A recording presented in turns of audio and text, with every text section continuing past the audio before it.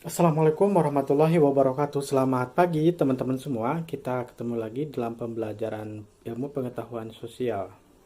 Oke, pada pembelajaran kali ini kita akan menjelaskan tentang interaksi antar ruang negara-negara ASEAN.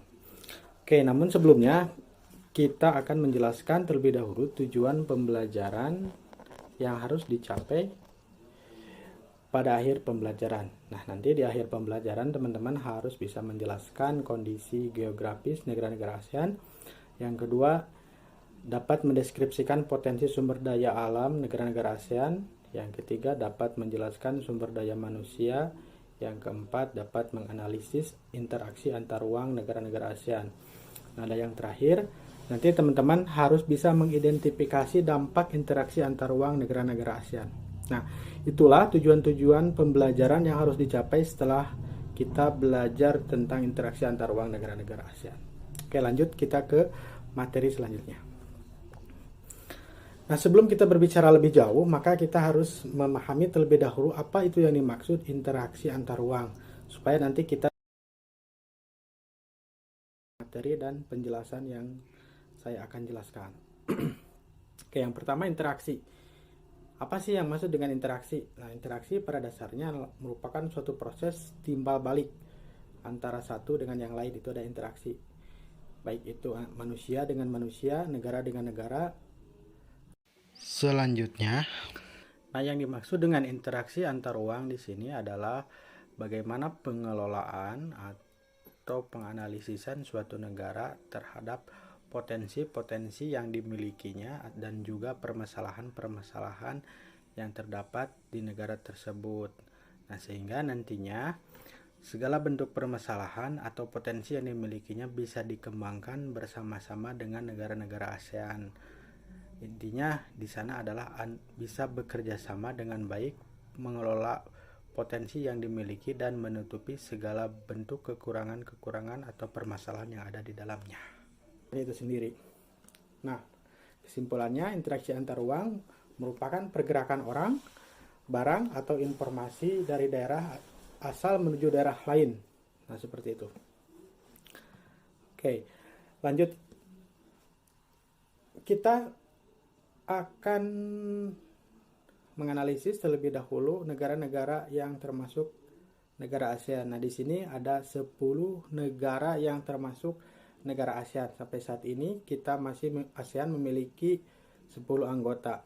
Nah, teman-teman semua bisa lihat itu negara-negara dan namanya ada di sebelah kanan ya di sini. Itu berdasarkan nama dan benderanya. Jadi teman-teman tinggal dicatat aja atau tinggal di analisis saja, mulai dari Myanmar, Thailand, Kamboja, Singapura, Indonesia, Malaysia, Vietnam, Laos, Filipina, dan Brunei Darussalam. Nah, itulah tadi yang saya sebutkan adalah negara-negara anggota ASEAN. Oke, kawasan negara ASEAN Asia Tenggara memiliki sejumlah negara-negara kemiripan. Nah, itu merupakan latar belakang terbentuknya negara ASEAN. Pada intinya, negara ASEAN itu adalah terbentuk karena memiliki latar belakang yang sama. Mereka negara yang pernah dijajah kecuali Thailand. Thailand itu belum pernah dijajah. Selebihnya mereka pernah merasakan pahitnya jadi negara jajahan oleh negara-negara barat. Nah, berdasarkan latar belakang tersebut dan memiliki potensi sumber daya alam yang sama dan memiliki geografis yang sama, maka mereka menyepakati sebuah kesepakatan untuk membentuk negara ASEAN yang salah satu tujuannya, nah di sini tercantum dalam piagam ASEAN. Di situ ada kurang lebih ada 6 tujuan terbentuknya ASEAN, yang salah satunya yang pertama nanti mempercepat pertumbuhan ekonomi. Jelas ya di sana ketika negara-negara saling membantu maka akan menimbulkan percepatan pertumbuhan ekonomi, yang mana salah satu ekonomi itu dipengaruhi oleh letak geografis. Letak geografis suatu negara akan mempengaruhi tentunya perekonomiannya. Nah, yang kedua meningkatkan perdamaian stabilitas regional.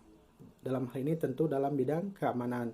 Yang berikutnya peningkatan kerjasama yang aktif serta saling bantu di antara negara anggota dalam masalah sosial budaya. ilmu pengetahuan dan lain sebagainya. Nah, di ASEAN sendiri itu jenis kualitas pendidikannya sangat berbeda-beda. Ya, maka dari itu ada mahasiswa-mahasiswa yang belajar di luar negaranya, tujuannya adalah untuk menggali informasi secara mendalam untuk meningkatkan pengetahuannya yang nantinya bisa dibawa ke negaranya untuk dikembangkan menjadi hal yang lebih potensial begitu. Nah, yang berikutnya saling membantu baik dalam bidang sarana dan latihan pelatihan. Nah, dalam hal ini mungkin tentunya sangat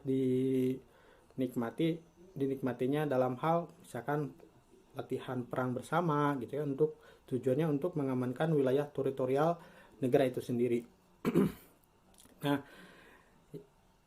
yang berikutnya adalah meningkatkan kualitas ilmu pengetahuan di antara negara-negara anggota. Nah, yang terakhir memelihara kerjasama yang erat dalam organisasi internasional maupun regional.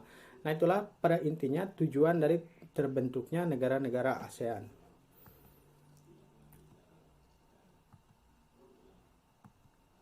Nah, sekarang kita masuk ke kondisi geografis. Secara inti, geografis wilayah ASEAN itu terletak di benua Asia dan Australia dan Amerika. Jadi dicakup oleh 3 benua antara Asia, Australia, dan Amerika. Nah, Sekretariat Jenderal ASEAN atau berkedudukan di Indonesia, tentunya di Kebayoran Baru, Jakarta Selatan, yang digunakan sejak tanggal 2 Januari 1993. Itu adalah Kesekretariatan Jenderal ASEAN. Nah, yang selanjutnya iklim negara ASEAN. Nah, di sini kita akan sedikit melihat atau meninjau tentang iklim negara-negara ASEAN. Tentunya salah satu contohnya adalah di negara ASEAN, kita lihat sendiri di Indonesia. Indonesia itu memiliki 2 musim, yaitu musim hujan dan musim kemarau. Nah, pada intinya semua negara di ASEAN itu memiliki 2 musim, yaitu musim hujan dan musim kemarau. Nah, dan kemudian Asia Tenggara sebagian besar beriklim tropis dan memiliki 2 musim, yaitu kemarau dan hujan. Hal ini dikarenakan wilayah Asia Tenggara terletak di 2 ekuator, yang mana musim dari gurun-gurun Australia berdatangan dan pusat dari subtropis. Itu yang menyebabkan tekanan udara di antara dunia 2 wilayah. Nah,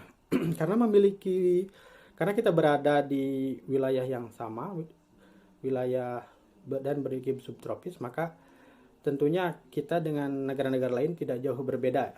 Itu dalam segi cuaca dan lain sebagainya. Namun kecenderungan ada yang lebih ekstrim dan yang sedang-sedang saja. Nah, berikutnya adalah kita akan berbicara masalah sumber daya alam. Nah, sumber daya alam yang dimiliki di negara-negara ASEAN. Nah, negara ASEAN memiliki 3 jenis tanah. Yang pertama nih, yang pertama dangkalan Sunda, Sahul, dan juga rangkaian pegunungan muda. Jadi masih di banyak gunung Merapi, sehingga gunung-gunung tersebut membuat wilayah sekitarnya menjadi relatif subur, sehingga cocok sekali untuk dibuat sebagai lahan pertanian. Nah, hal yang paling menarik juga adalah di negara-negara ASEAN itu masih cenderung memiliki banyak gunung Merapi, sehingga seperti di Indonesia, Filipina, dan Malaysia itu relatif sangat banyak gunung Merapi yang masih aktif.